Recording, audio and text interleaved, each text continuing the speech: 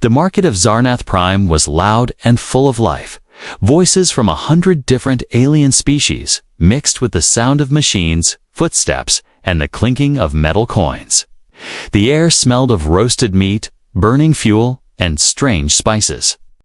Merchants shouted their offers while thieves moved quietly through the crowd, searching for distracted pockets in the middle of all this chaos. Hidden between the shadows of two broken cargo ships sat a young alien girl. Her body was wrapped in a torn brown cloak that covered her from head to toe. Her face was hidden beneath a hood, and anyone who passed by saw nothing but a dark corner. But this was not just because of the shadows. The girl had a gift. Her species could bend light around their bodies. To most eyes, she was invisible, just another patch of darkness, and that was how she liked it. She had been living like this for weeks, stealing bits of food when no one was looking, drinking from the cracked water pipes behind the market stalls, sleeping in the cold metal alleys where no merchant wanted to store their goods. It was not a life worth living, but it was better than being caught. She knew there were bounty hunters on Zarnath Prime, hunters who wanted her for reasons she did not fully understand. They carried strange scanners and war armor painted with the marks of kills. She had seen them drag people away before, and those people never came back, so she stayed invisible. She watched the crowd from the shadows. She learned the patterns of the hunters, and when they got close, she made sure to stay perfectly still. No one could see her, no one except... She froze. A tall human male was walking through the market. His steps were slow but steady. He wore old armor that had scratches from many battles. His eyes scanned the market like someone searching for something. Then those eyes stopped. They stopped right on her. The girl's heart began to beat faster. This had never happened before. She was invisible. She was certain of it. But the man's gaze did not move away. It was sharp, direct, and filled with something she could not name. Not anger, not curiosity, but something else. Something heavier. He stepped closer. The noise of the market seemed to fade. His boots crunched against the gravel between the cargo ships. The girl held her breath. She thought about running, but her legs would not move. Her body felt frozen. When he stopped just a few steps away, he spoke. His voice was deep but calm. "I've been looking for you," he said. The words hit her like a shock. Nobody had ever spoken to her like that in weeks. Nobody had even noticed her. She did not answer. Her first thought was that this was a trap. That he was working for the bounty hunters. That the moment she moved, more men would appear from the crowd. She kept her hood low, hiding her face, but she could feel his eyes watching every movement. She made, "I'm not here to hurt you," he said quietly. "I know what you are, and I know why they're after you." She wanted to laugh, but didn't. Nobody knew who she was. Not even she fully understood why her life was in danger. And yet, this human was speaking as if he had read her mind. Her fingers tightened on the edge of her cloak. If she spoke, her voice might betray her fear. If she ran, she might run into the hunters. She was trapped, not by force, but by his presence. It was like he had caught her without even touching her. Then he did something unexpected. He reached into his small pack and pulled out a sealed food packet. He placed it on the ground between them. "You look hungry," he said. "You can take this, no questions asked." The smell of the food hit her immediately. Her stomach ached, reminding her she had not eaten in 2 days. But her mind warned her it could be poisoned. Still, she slowly reached forward and took it. The human did not move. He simply waited as she tore open the packet and took a cautious bite. He spoke again. "They're coming for you," he said. "The bounty hunters, 3 of them, and they have a scanner." Her eyes widened. Her instinct was to turn invisible and run, but his next words stopped her cold. "If you run now, they'll see you," he said. "You'll never make it." Out of the market alive, she hated that he might be right. She hated that she was even listening to him. But the truth was, she had no plan. She had only been surviving one day at a time, and maybe, just maybe, this human could help her survive another. He straightened and extended his hand toward her. "Come with me if you want to live," he said. She stared at his hand. Her mind raced between trust and suspicion. If she refused, she might die today. If she accepted, she might be walking into a trap. Either way, her life was about to change, and so, with a deep breath, she placed her trembling hand in his. Somewhere in the market, heavy footsteps began to draw closer, and, in that moment, she knew whether he was friend or foe. Her invisibility had ended forever. The girl's hand was small and trembling in his. The human's grip was firm but not crushing.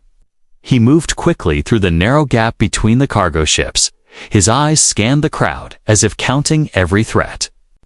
The noise of the market grew distant as they slipped into an alley that smelled of rust and wet stone.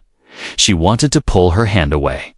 Her mind kept telling her this could be a mistake, but his pace never slowed, and something about the way he kept looking over his shoulder told her he was serious. When they reached a dark corner shielded by old metal panels, he finally stopped. He let go of her hand and pulled a small device from his belt. It was a square scanner with a faint blue glow. He tapped it twice, and a soft humming sound filled the air. "Scrambler," he said, his voice low. "Jams most tracking signals for a short time." She didn't answer. Her eyes stayed fixed on him.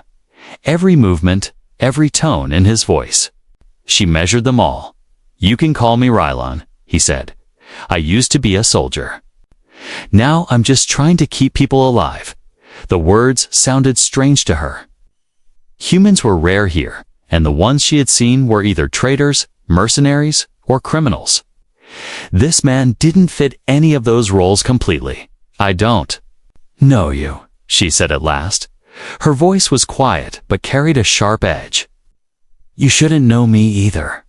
Rylon tilted his head. "Maybe not," he replied, "but I do, and that's the problem, because the people hunting you, they won't stop." She turned away, pulling her cloak tighter. "Why would a human care?" she asked. Her tone was almost a hiss. Rylon didn't answer immediately. He reached into his pack again, this time pulling out a small metal flask. He took a drink, then offered it to her. "It's just water," he said. She hesitated, then took it and drank the cool liquid. Felt like life itself. "You have a gift," Rylon said, after a moment. "Not just invisibility. Your species can sense heat signatures, move silently, survive in places others can't."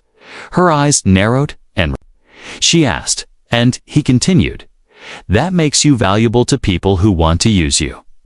She stepped back. "I've heard this before, offers from people who want to help me.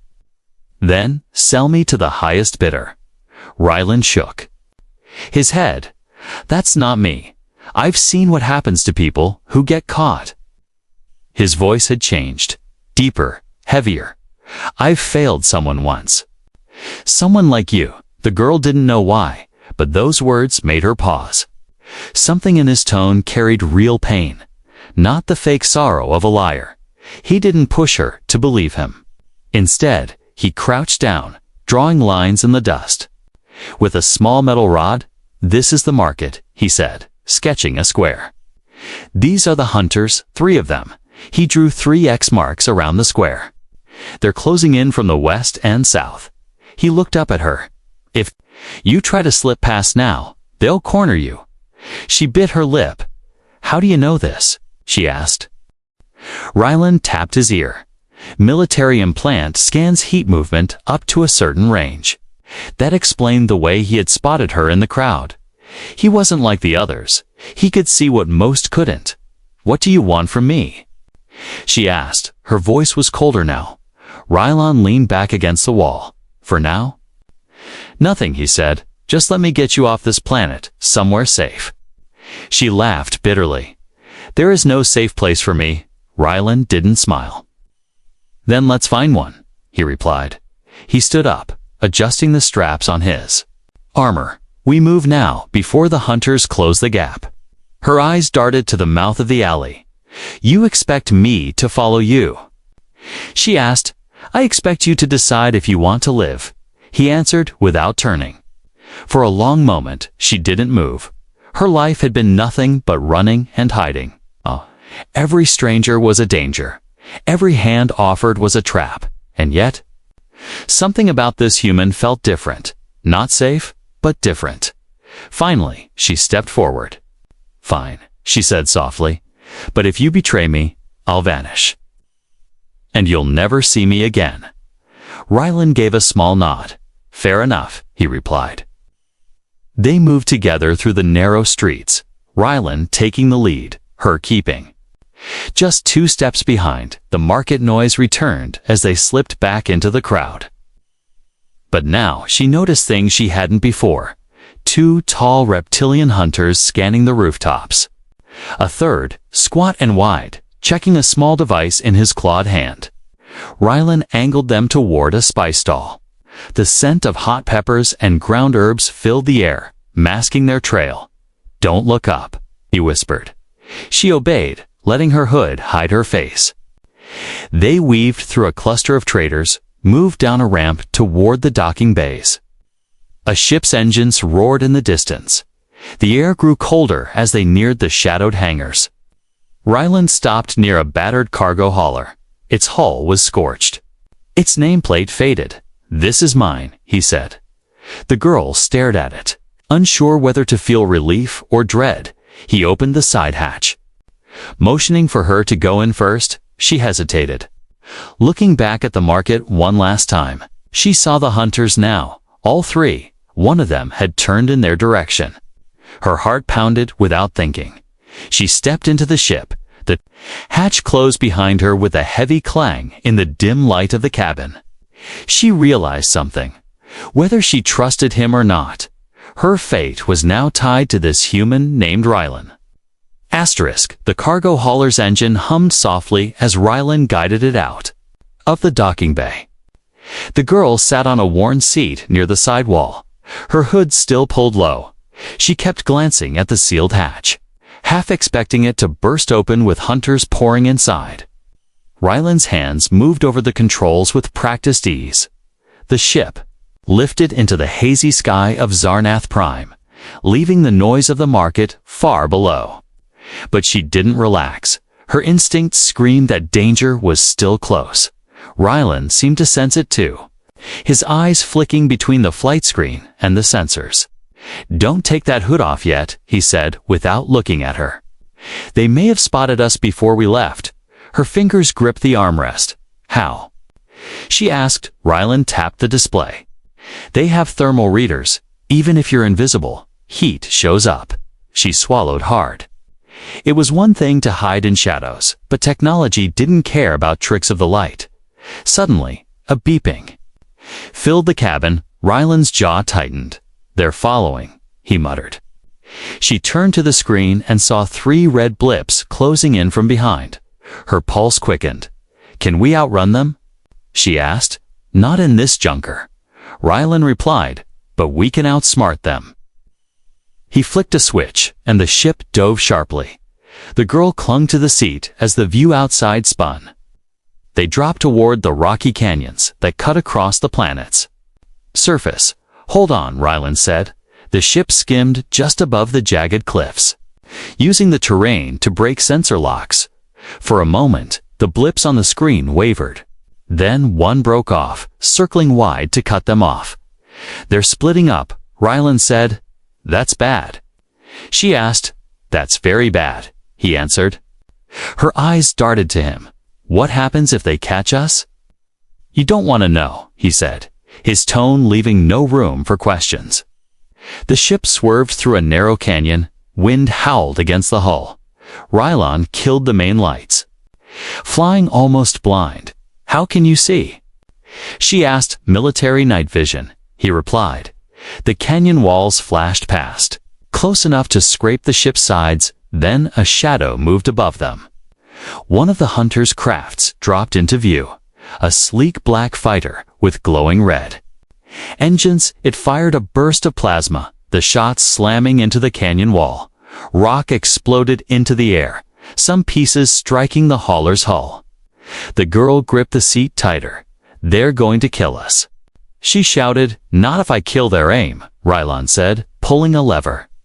Panels on the ship's sides opened, releasing a spray of reflective chaff. The fighter's targeting system scrambled, its shots going wide. Rylon used the moment to dive deeper into the canyon, but the second hunter's craft appeared ahead, blocking their path. The girl's breath caught. "We're trapped," she whispered. Rylon's lips pressed into a thin line. "Not yet," he said. He slammed another switch, and the cargo hauler's bottom hatch opened. A small spherical drone shot out, humming as it descended into the canyon floor. "Cover your ears," Rylon ordered. The drone released a burst of blinding light and a deafening sonic wave. The blocking craft jerked violently, losing control and drifting to the side. Rylon pushed the hauler forward, slipping past before the hunter recovered. The girl stared at him in shock. "You're good at this," she said slowly. "I've had practice," he replied. The beeping on the sensors slowed to blips falling behind, one disappearing entirely, but the last hunter ship was still on their tail. And this one wasn't giving up. The fighter accelerated, coming in close. Rylon's hands moved faster over the controls. The girl could see sweat on his forehead. "Why don't we just jump to space?" she asked. Rylon shook his head. "Too close to the atmosphere. The drive would tear us apart." The hunter fired again, a bolt grazing the hauler's left engine. Sparks burst inside the cabin. Rylon cursed under his breath. The girl felt her heart slam in her chest. This could be the end. Then Rylon glanced at her. "You can still turn invisible, right?" "Yes, but no time," he said. "Strap in, cloak yourself, and be ready." She didn't understand what he was planning, but she obeyed. Fading from sight as her body blurred with the air around her, Rylon suddenly cut the ship's power. The hauler dropped like a stone. The fighter overshot, swerving hard to avoid hitting them. Rylon reignited the engines, spinning the hauler upward. The girl appeared again just in time to see him line up the ship's old rear gun. With a single blast, the shot hit the fighter's wing, sending it spiraling down into the canyon. Silence filled the cabin except for the hum of the engines. The red blips vanished from the sensors. "They're gone," Rylon said finally, leaning back in his seat. The girl exhaled, her body shaking. "You saved me," she said quietly. Rylon didn't turn. "Get used to it," he replied. She didn't know whether to be grateful or suspicious. But one thing was certain. This human was not just some random traitor. He was dangerous, skilled, and for reasons she didn't yet understand, he had chosen to protect her. And as the ship climbed higher into the sky, she realized something else. The bounty hunters would be back, and next time, they might bring more than just 3 asterisks.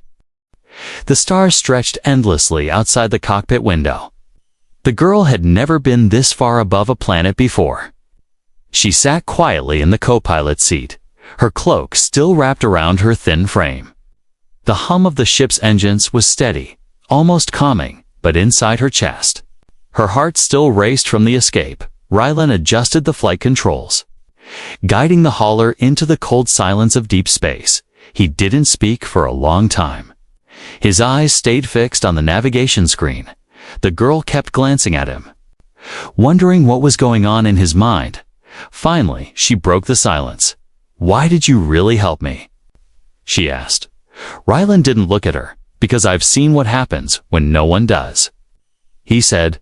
"That's not an answer," she replied quickly. "It's the only one you'll get right now," he said firmly. She frowned, but said nothing.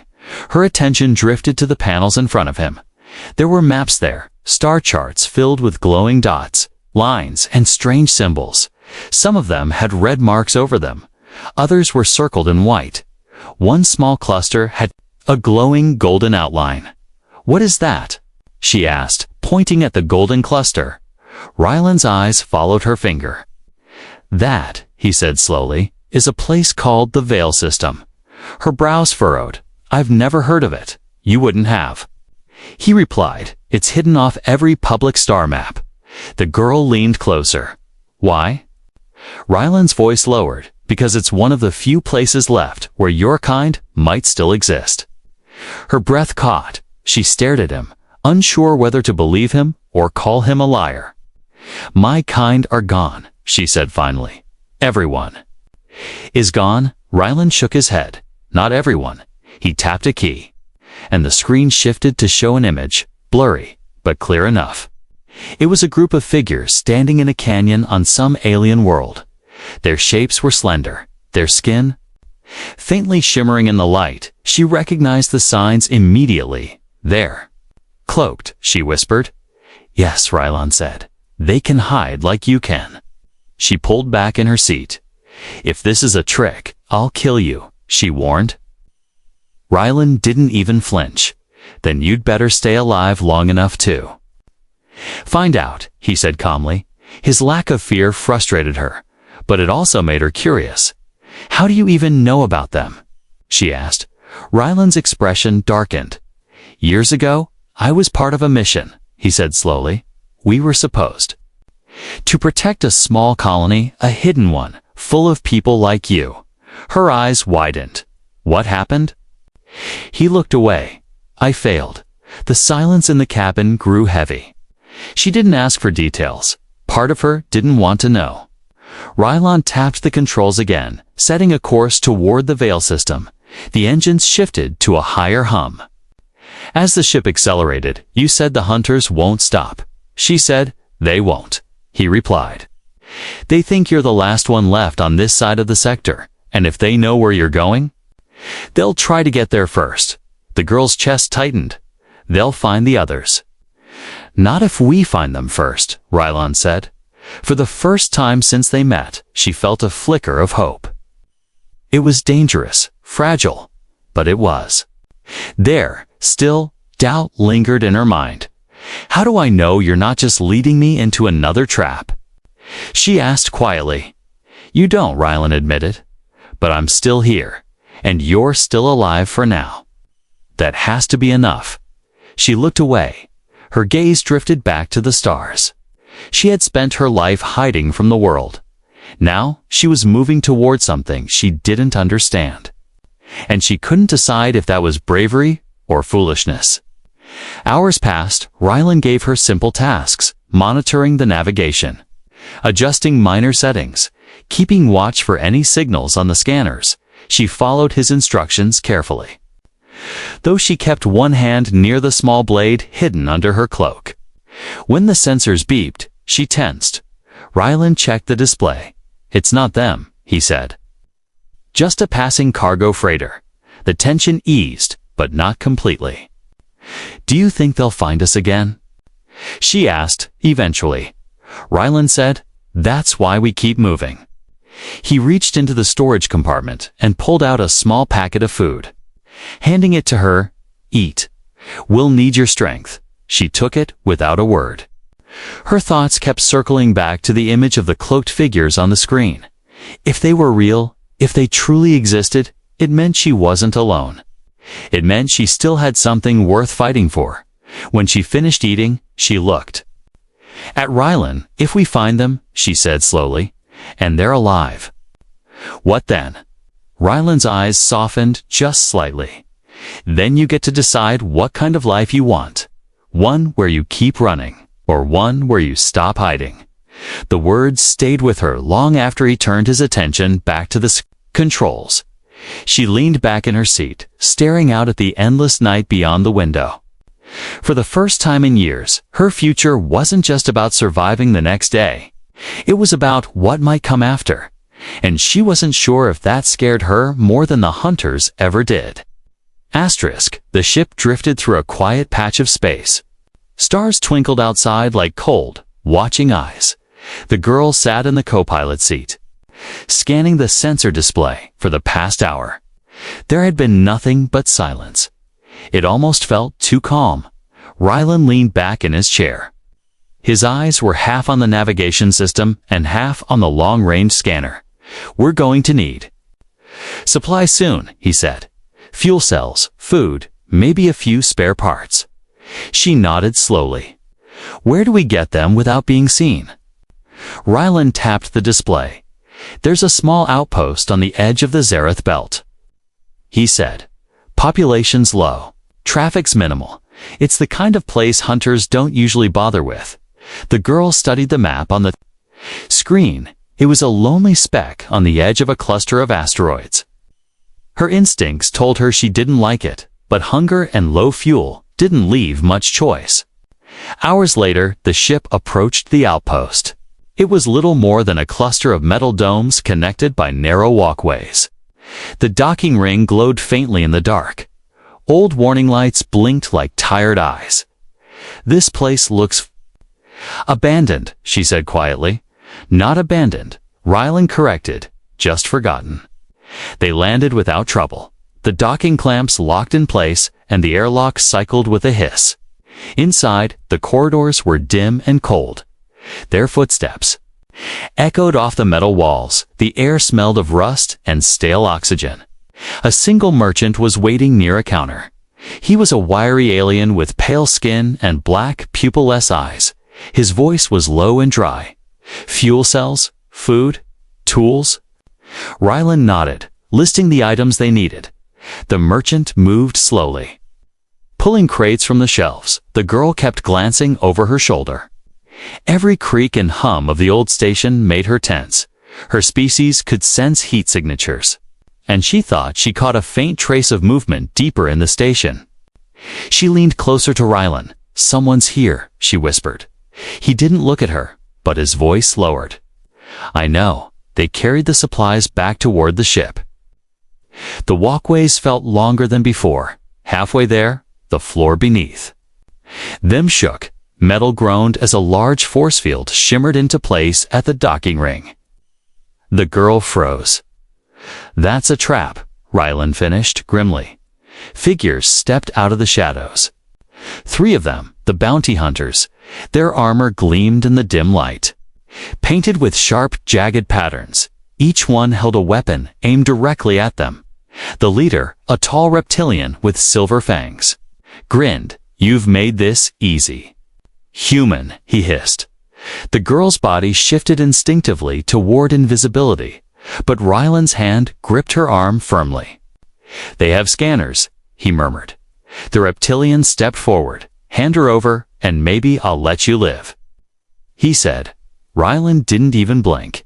"Not happening," he replied. The hunters spread out, blocking every path.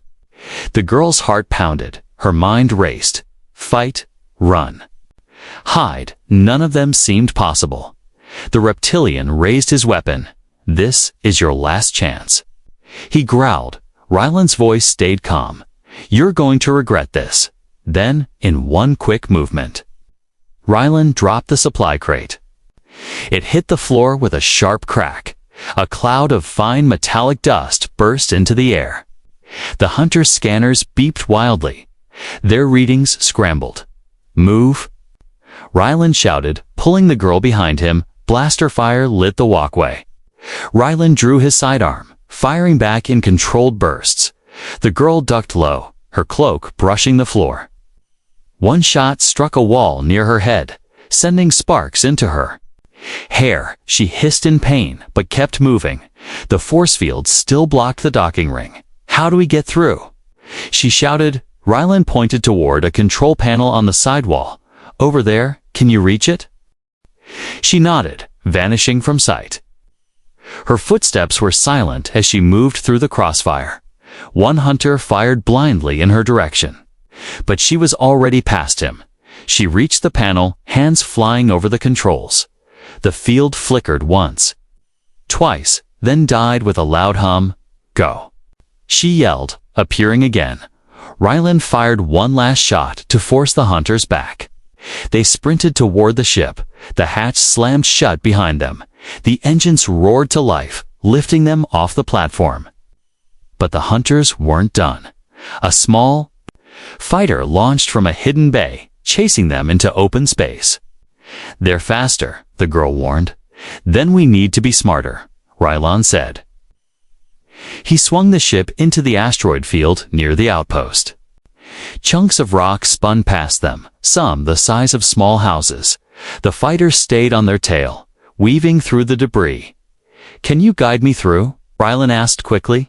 She closed her eyes, feeling the heat of the moving rocks and the fighters' engines, left, now right, up.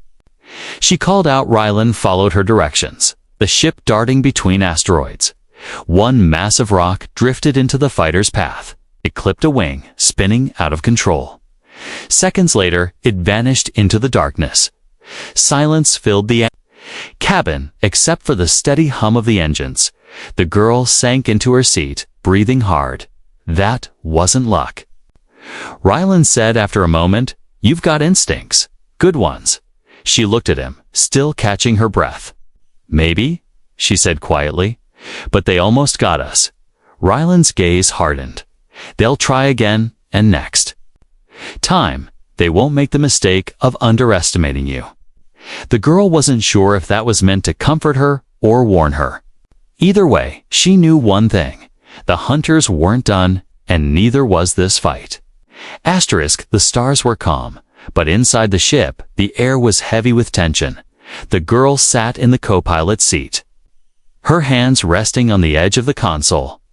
Her eyes stayed fixed on the scanner, watching for the red blips that had haunted her for days. Rylon's face was set in a hard expression as he adjusted the flight path. "We're going to push the engines harder," he said. "If they find us again, we'll be ready." The hum of the ship grew louder as the engines powered up. The girl could feel the vibration under her feet. She didn't speak. The quiet between them was not peaceful, but sharp. It was the quiet before trouble came. And trouble always came. Hours passed before the silence broke. The scanner beeped once. Then again, 3 red blips appeared on the edge of the display. Her heart clenched. "They found us," she whispered. Rylon's jaw tightened. "Then we don't run," he said. "This time, we make them regret it." The first hunter ship broke through the dark like a shadow with glowing red eyes. Its weapons lit up, spitting bright lines of plasma toward them. Rylon rolled the hauler sharply, the shots streaking past and disappearing into space. The second hunter appeared from above, forcing them down toward the surface of a nearby planet. The girl gripped the seat as gravity pulled them closer. "To the green and gold world below, what's the plan?" she asked. "Stay alive," Rylon said simply. They entered the planet's atmosphere with a roar. Flames licked the edges of the ship as heat shields took the strain. The sky turned into a blur of clouds and fire. Behind them, the hunters followed, their sleek crafts cutting through the air with deadly speed. The girl leaned forward, scanning the ground far below. Mountains, rivers, and jagged cliffs flashed past. She could see smoke rising from somewhere ahead. "What's that?" she asked. "An old battlefield," Rylon said, "and maybe our only cover." They dropped lower, skimming just above the treetops. Blaster fire ripped through the forest canopy, splintering wood and shaking the ground. Rylon weaved through narrow valleys, forcing the hunters to dodge or crash.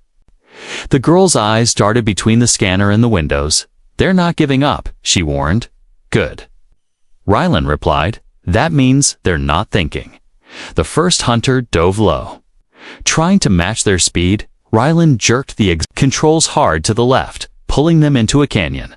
Rock walls rose high on either side, blocking most of the sky. The hunter followed, and that was its mistake. "Now," Rylon said, pressing a switch. Small charges dropped from the ship's underside. They exploded against the canyon wall, sending a rain of rock down onto the hunter. The pursuing craft vanished in a cloud of dust and fire. "One down," Rylon muttered. The girl's relief was short-lived. The second hunter came from above, firing relentlessly. The hauler shook as blasts hit the rear plating. Warning lights flashed on the console. "We're losing stabilizers," she shouted. "Doesn't matter," Rylon replied. "We're going into the storm." She looked ahead and saw dark clouds. Boiling over the horizon, lightning forked across the sky. The sound of distant thunder rumbled even through the ship's hull. "You're crazy," she said. "Maybe," Rylon replied. "But they'll have to be crazier to follow us." They plunged into the storm. Rain hammered the hull. Lightning flashed so bright it turned the cabin white. Wind buffeted the ship, tossing it side to side. The girl clung to the seat, teeth clenched. Her invisibility wouldn't save her here. Only Rylon's flying would. The remaining hunters followed, their weapons firing blindly through the storm. Rylon twisted the ship through pockets of cloud, disappearing and reappearing. "In the lightning's glow, hold steady," he told her. She didn't answer. Her eyes were fixed on a sudden bright spot ahead. "What is that?" she asked. "A break in the storm," Rylon said, "and a way out." They burst from the clouds into open air over a massive lake. The water below was dark and smooth. For a moment, it seemed like they had escaped, but the last hunter dropped. Low, skimming the lake's surface behind them, its weapons locked on. The targeting alarm screamed in the cabin. "Rylon," she started. "I see it," he said sharply. He cut the engines for a split second. The hauler dipped, touching the water's surface. Sending up a massive spray, the hunter's targeting system lost its lock for just a moment. It was enough. Rylon reignited the engines, pulling the hauler up sharply. The sudden climb caused the hunter to miscalculate. It slammed into the lake with a massive splash, disappearing beneath the waves. The alarm went silent. Only the sound of the engines and the fading rumble of thunder filled the cabin. Rylon eased the ship higher into the clear sky. "That's all of them," he said. The girl's hands were still shaking. "That was?" She began. "Too close," Rylon finished. He glanced at her. "You held your nerve. That's what kept us alive." She wasn't sure if she believed that. But for the first time, she realized something important. The hunters had been chasing her for so long that she had forgotten what it felt like to fight back. Now, sitting beside Rylon, watching the storm fade behind them, she thought maybe, just maybe, she could learn. And next time, she wouldn't just survive, she would win. The storm was far behind them now. The stars shone bright again. Scattered like silver dust across the dark, the girl sat in the co-pilot seat, staring out into the endless night. Her cloak was damp from the rain, but she didn't seem to notice. Her mind was heavy with thoughts she couldn't put into words. Rylon sat at the controls, his face calm, but his eyes sharp. He had not spoken much since the fight. The silence between them was not tense now. It was thoughtful. Every so often, he glanced at her, like he wanted to say something, but wasn't sure how. Finally, he broke the quiet. "We're close," he said. She turned to him slowly. "Close to what?" "The veil system," he replied. Her heart gave a strange twist at the words. She had been trying not to think about it, trying not to hope too much. They had been chased, cornered, canned, almost killed more times than she could count. The idea that there might actually be others like her alive felt too good to be true. What if they're not there? She asked quietly. Rylon's hand stayed steady on the controls. "Then we keep looking," he said simply. The ship's engines hummed as they dropped out of hyperspace. The view outside shifted to reveal a small, faintly glowing star around. It were 3 planets, the second one, a deep green world wrapped in swirling white clouds. "That's it," Rylon said. The girl leaned forward, her eyes wide. It was beautiful, and somehow familiar. They entered the atmosphere. The world below opened up in vast forests, shining rivers, and mountains crowned with mist. Rylon guided the hauler toward a valley hidden between jagged cliffs. The scanner showed no cities, no ships, no signals. It looked empty, but the girl could feel it. There was life here, her kind's life, the ship landed softly in a clearing. The air outside was fresh and cool. They stepped out together, boots pressing into soft earth. Bird-like creatures called in the distance, and a gentle wind moved through the trees. The girl's heart was pounding again, not from fear this time, but from something deeper. They walked for a while, following a narrow path through the forest. The girl stayed alert, scanning for any sign. Then she saw it, a shimmer in the air just ahead. It was the same way her cloak worked when she turned invisible, but bigger, wider. A whole wall of light, bending and shifting. They're here. She whispered. Rylan nodded. Go on, he said. Her steps slowed. She had imagined this moment so many times, finding her people, seeing faces like hers again.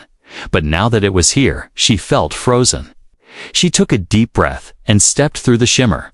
On the other side, the forest opened into a hidden settlement, small homes built from living trees, glowing softly with biolight, and her people walking between them.